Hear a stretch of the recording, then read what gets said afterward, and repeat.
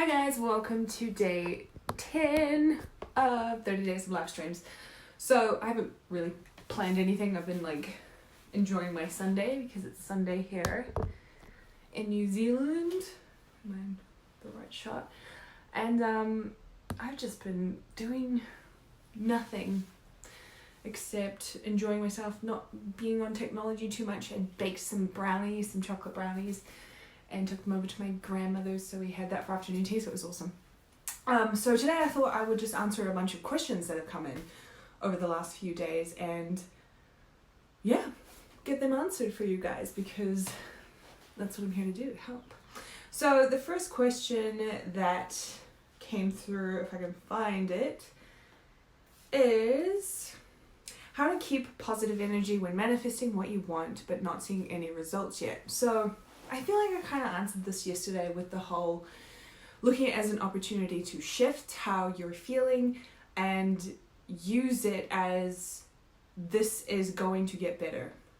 I'm going to feel better. I get to deliberately choose how I feel each and every moment. So I'm going to choose to believe that this is an abundant universe and that it's helping me no matter what, even when it feels like it isn't. You know, like moving yourself out of that way. But in this questions, how to keep positive. So another way to look at it would be to do things that make you happy, right? So you have different things that bring you joy. So that might be spending time with your kids, that might be baking, that might be watching a Netflix series that you really like. It might be listening to podcasts, listening to audios, watching things on YouTube. It might be playing a sport. It might be visiting family. It might be seeing your friends. It might be going out for walks. Whatever it is, do that. Make yourself happy. Do the things that bring you joy, that make you feel better, rather than kind of stewing in the things that don't, right? That's how you stay positive. And then when you do these things and they make you feel even just a little bit better, then you can start to move into, okay, well, it's not all doom and gloom. Things might be getting a little bit worse now, but I know it's not going to be like this forever. Nothing is like this forever, right? Even when it's the worst thing that could possibly happen, it's not the worst thing that's going to stick around here forever, right? So you can talk yourself out that way. So that's another way to do it, is do things, even totally unrelated to manifesting, just things that bring you joy. Because what you want to do is condition yourself to be happy. Allow yourself to enjoy things. It doesn't have to just be doing mindset work. It can be doing the things that bring you joy completely outside of manifesting, right? Okay, so question 2 is, who is my greatest mentor? I wouldn't say I have one, to be honest. I've learned from a lot of people, and without them, every single one of them, I probably wouldn't be here where I am now. Tony Robbins, Brene Brown, Joe Dispenza, Gabrielle Bernstein, Marie Forleo. But if I had to pick an absolute one person who's my mentor, it'd probably be my mother. You know, she's just such a blessing to me. You know, I have many, many friends who do not have good, healthy, happy relationships with their mothers. They're just strained completely, and I completely lucked out getting a bomb-ass mother who is so supportive of my dreams, completely has into the same things as me. She got me onto Joe Dispenza, and she's a very practical, logical person. So when I come to her and I'm I cannot see, I'm stuck in scarcity, or I'm stuck in my emotions too much that I cannot see out of it, I will go to her because I know she will tell me the right answer. I know that she will come from a place of being logical, being loving, being compassionate, but not irrational. She'll say the thing that I need to hear, right? So yeah, she'd definitely be my mentor. She's an incredible woman. She's been through a lot. She used to be a very passive person, but after her and my father divorced, she went on her own personal journey and looked at a lot of her BS, right? And she transformed her life because of that. And because she did that, my life became a different path. It became a more empowering path. So I am always grateful to my mother for that. So hopefully that answers it. What is the most challenging situation I've faced in my life? Probably be looking at my own stuff, you know, like I used to be a very, very victim mentality. Like I used to have a very victimized mentality, like it was everyone else's fault, everyone's doing me wrong. But, you know, when I looked at it, I was a match to that. My behavior was a complete match to what was happening to me, you know? It was happening as an effect of my vibration. So looking at my own stuff and owning up to it and dealing with it and healing it has been the most challenging but also the most rewarding. Especially for some reason when it comes to relationships. Relationships have always been my greatest teacher. And I was in a long-term relationship for 7 years.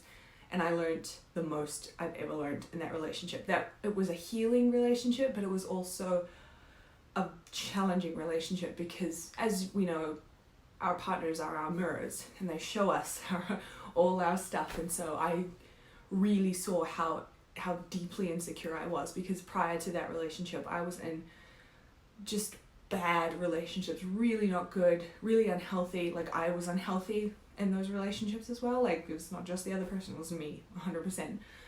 And being in this sort of stable, normal, healthy relationship showed me how insecure I was and how much healing I had to do and how much of my abandonment issues I had not dealt with. So overcoming them and still continuing to overcome them in my own way now that I'm on my own, and I've chosen deliberately to be on my own for this time to work on myself. That's most challenging for me and the most rewarding. So yeah. Oh, these questions are about me. I thought they were more manifesting questions. Next question is what to do to alter the subconscious negative feedback that comes with wealth building.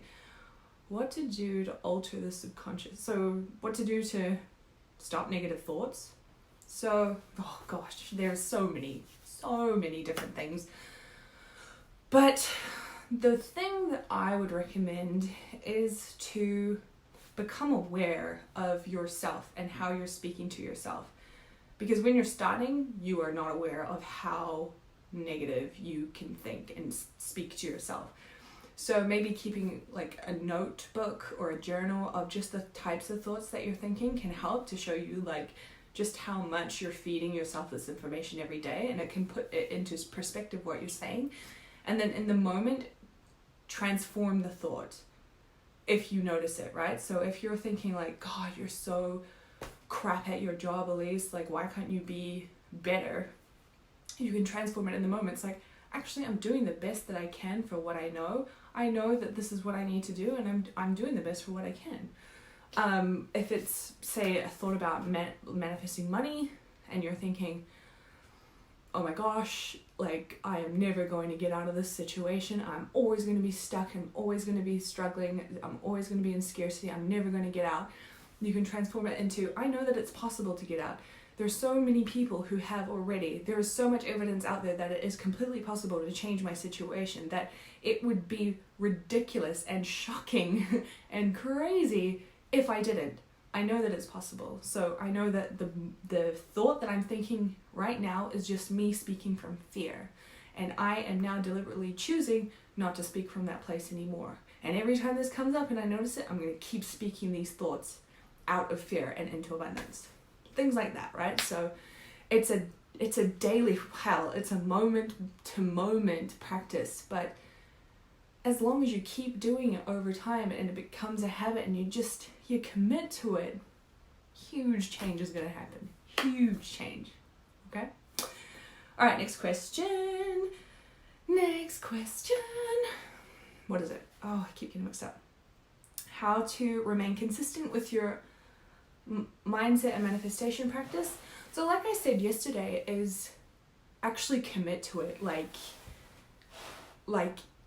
it is, I practice.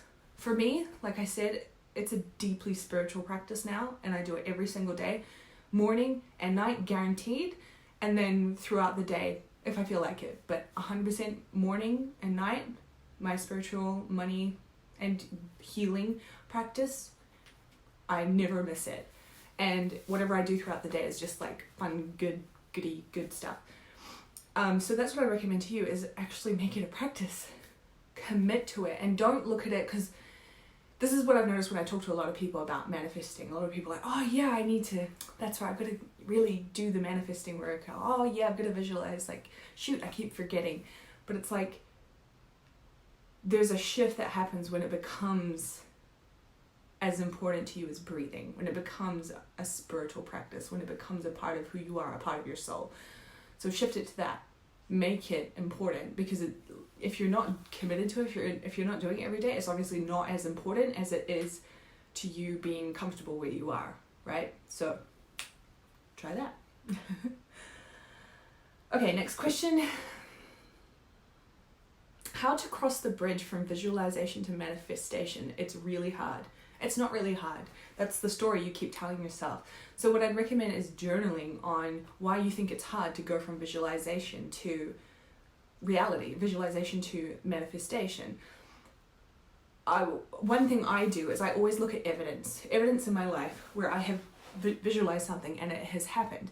And I have a journal of like all these instances where it's actually happened in my life. Like, it is a literal book of proof that it works, that I crossed the bridge from visualization to making it up in my head to it is actually here. Like, the thing actually happened because I visualized it. And there's, I feel like I've talked about it so many times, but how deliberately I manifested my trip to Houston, and everything I visualized happened, every single thing. So journal on that, why you think it's hard, because it's not, it's just a story you keep telling yourself. And like, if you dig deeper, you'll find that there's a part of you that doesn't trust, there's a part of you that doesn't believe, there's a part of you that thinks maybe you are left out, that you don't get to have what you want. You're one of the unlucky ones. It usually comes back to that. Journal on that, and then look for evidence. Look for evidence in your life, look for evidence in your friends, your family's lives, and then look for evidence online. You'll see it. So many success stories. There's so many freaking success stories out there that it is ridiculous to think that visualizing and manifesting what you want is impossible. Okay? Okay. All right, next question is what is it? What is my ritual to ensure, what is the ritual? Your ritual to ensure new habits last 60 or 40 days. What do you do to create new, okay, this doesn't even make sense, but what rituals do I do to ensure the habits last? I just commit every day. Like I said, I commit to doing the work every single day. I am deeply committed to this work. So I do it every day. That's how you ensure you create a habit. You do it every day, just like going to the gym and wanting to become healthier and fitter and have a workout routine. You do it every day, not once a year or when you feel like it. It's the same with anything. Going to school. You don't go to school like once in a blue moon and have a degree. You go every day, right? So it's just committing to it. What's important to you? Ask yourself. There's another question, how to stop negative thoughts taking over. I feel like I answered that, but if I was to give like a short little nugget on it, how to stop negative thoughts from taking over is to replace them with positive ones. Or to journal on why you're thinking those thoughts, like go into what is freaking you out and then transform those thoughts into new, more empowering, positive thoughts, right? Next question is, what is my favorite manifestation exercise? You guys know it already. It's visualization. And the reason I love visualization is because it requires nothing but imagining something. Because I'm lazy. I've always been lazy. That doesn't mean I'm not a hard worker or I'm good at what I do. I'm really good. Like, you should have seen me when I was a kid. I was like champion sports star. But visualizing, I have a very, very vivid imagination. I can feel things in my heart when I visualize. I can see it so clearly, like it's real, like it's here now. And that's why I do it. That's my thing. It's my jam. Excuse the plane flying over. They do get loud. How many more questions should I do? How do you stay focused, manage everything?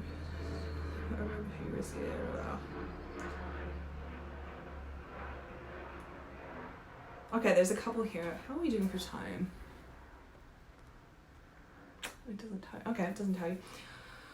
Alright, let me answer like 2 or 3 more. How do you stay focused and manage everything? I just do the things that I enjoy doing. And so, if you've been following my journey a while, you will know that I have been more action focused, more in masculine energy. And so I've been learning to unlearn that because it was kind of killing me off. Like I was like burnt out every other freaking month because I was working so hard in masculine energy, in overaction, and doing all the things when I shouldn't have been doing it. When I didn't want to really do it, I wanted to be more in flow. And so what I do now and what I have learned to do and this is where my spiritual practice comes in, is deeply trusting that the universe has my back, that I'm deeply supported financially, deeply supported emotionally by the universe, that I will be led. And so a lot of stuff comes up with that because it's like you're releasing control. And like when you've been like a super hustler, control freak over your own business, and then all of a sudden you're going, actually, here you go, universe, you take over. It's like, oh my god, this is, I can't handle this. And it's working through that stuff. And so what I've been doing is just completely leaving it to the universe to guide me and to operate my business doing the things that I enjoy. So right now, I got the guidance to do a 30 days of live stream event, and I am enjoying it so much. This is so much fun. Like, I haven't planned anything. None of these days. A lot of it has just come like just in the morning when I've woken up, or like even 5 minutes before I've hit the go live button. And yeah, this is exactly how I wanted to run my business, just like this, in flow. This is why I do Instagram stories. I love it. It's just, I enjoy it. And that's what I want to do. I want to have I cannot find my words. I want to enjoy my business. I want to have fun in my business. And so this is me giving up the control and actually trusting that something better can happen than what I'm totally capable of, that other things can make it exciting and fun for me. I just lost track of what I was saying then. But yeah, like I believe that the more that I release, the more that I'm guided to do what I need to do. And the more that I am loving my business even more, and the more that my income is changing. I'm not even thinking about money, but it's increasing even more. The less I think about it, the less I focus on it. So good.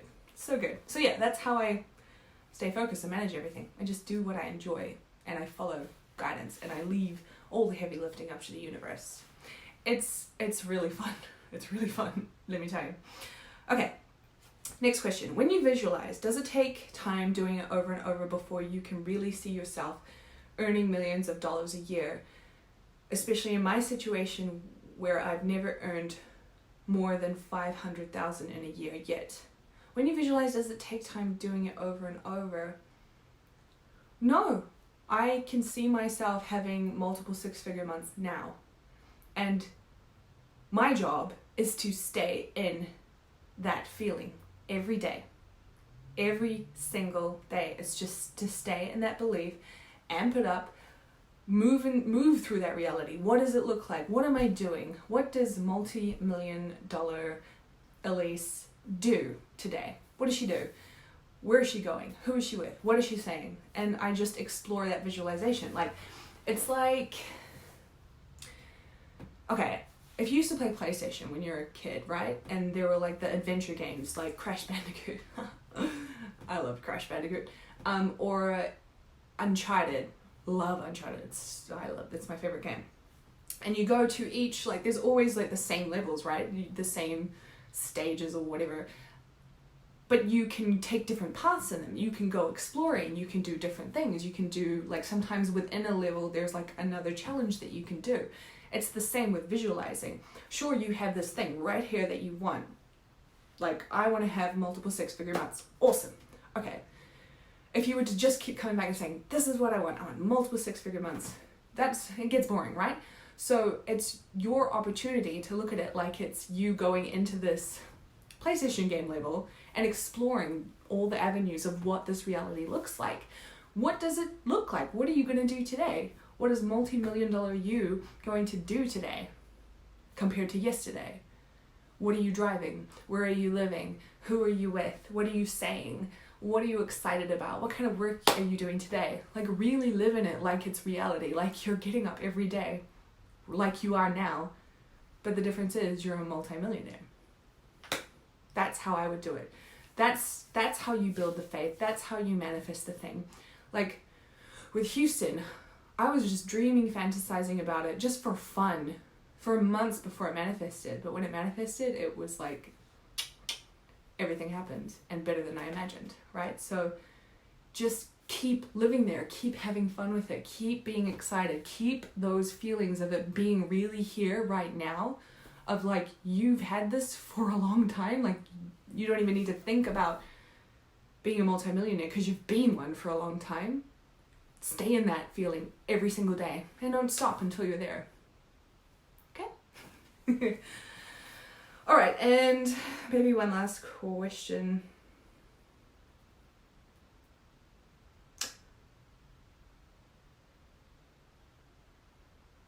How do I get over the fear about earning money by selling an online product? I feel greedy when I think about making 10 to 20 grand. That is a really good question. Maybe I should talk more on that tomorrow. But what I'll say is how you get over the fear of charging for something is you've got to work through all that funky stuff, because there's obviously something has happened to you in your life to tell you that you don't deserve to make money for what you're doing, or it's too easy to be making money this way. Journal on it. What are all your fears that are coming up? Who in your life has told you that? Because any beliefs that we have inherited them from somewhere or someone. So definitely journal on that, and then start telling a new empowering story. Like having affirmations every day might help as well, and get over the fear of it.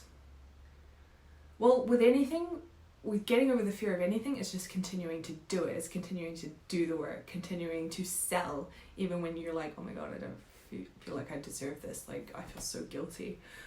I shouldn't sell this. It's like, actually, why shouldn't you sell it? And then start telling the stories of why you should and why you deserve this. But that's a really good question. I'm going to talk about that tomorrow, because I've been talking way longer than I thought I would. So yeah, that's it for me today. Those are all the questions that I've answered for today. If you enjoyed this, let me know in the comments below. Let me know your feedback. And if there were any questions in here that you think someone else could benefit from hearing information on, please share this video with them.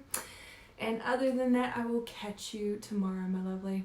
All right, bye.